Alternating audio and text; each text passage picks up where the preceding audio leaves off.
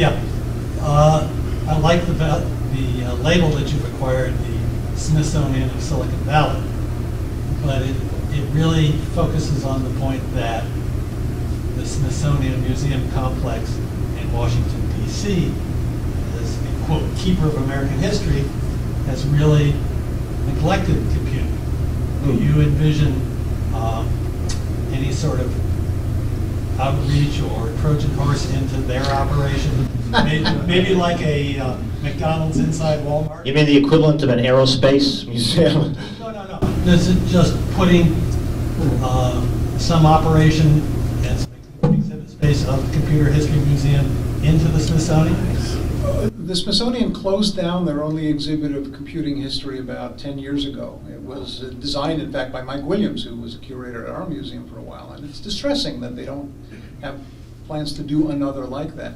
We've talked a lot about franchising the museum and having outposts in other places. We have loaned a lot of exhibits to a museum in Korea and to other museums around the world, although they did the design of the exhibit. I would be interested in making a proposal to the Smithsonian to curate an exhibit for them. I'm not sure they would accept. It's funny, I spent last week in New York and Washington, and I was just with the Undersecretary of the Smithsonian for much of Thursday morning, Richard Curran, who came and spoke at the museum at the end of the year. Some of you may remember him. He wrote this brilliant book on the history of American 101 objects, two of which we have in the museum. One is the ENIAC, which is on loan from the Smithsonian, and the other is an Apple Macintosh. They know they're behind, and they believe they've really missed out. And they're now trying to correct that because they've taken the big building next to the castle there, which used to be filled with trains. That shows you where everything's headed historically. They're removing the trains, and they're about to open an exhibition on technology. It's not going to be just about technology, but it's going to be some other things too. We've helped them with that a bit. We've loaned them some objects from our collection.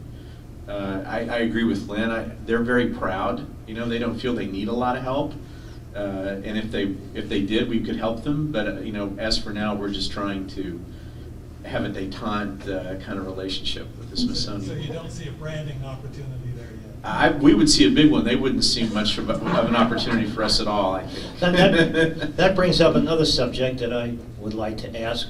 Are you collaborating with any other museums? There was a very successful collaboration with the London Science Museum. This was before John joined CHM. And Doron Swade, who was sort of my idol, curator for that museum, came over for the Babbage exhibit. Anything like that in the works or planned? Or thought about? I think this is a natural next step for the museum, is to add historians to the staff permanently. There are a couple of people that we would very much like to have at the museum, and we're in active discussions with one and sort of occasional discussions with another.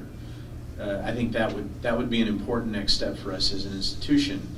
And we're an attractive place, you know, because our archive is relatively untouched, and there's a lot of greenfield research that could be done in our archive. Just, you know, for one example, all of Doug Engelbart's personal papers went to Stanford, but all of the papers relating to the NIC, the Network Information Center that Doug set up when he was, you know, when they were doing one of the first nodes on the ARPANET, and then went to work on the internet. All of those papers are now at the Computer History Museum, and they have now, we've just finished cataloging them. It's been a several-year effort, and they're all set.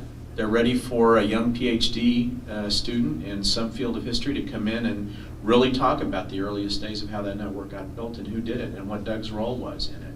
And that's just one example. You know, we've got the Fairchild notebooks now. We've got all of the 1,500 patent and lab notebooks from Fairchild, going back to the very first notebooks from Noyce and Ernie and Moore and others, and those need to be researched and written about. There's Lynn's source code collection, which involves a tremendous amount of additional scholarship that can take place. Nobody's really connected the dots through the field of the great iconic software. So rather than work with another museum, you would think of just expanding your staff to get that done? I would like to see us develop a research capability of our own yes, so that we could begin to do some interpretation as an original matter here. We can do partnerships for sure, and we should, but I think it's a natural evolution for us to do the other thing too.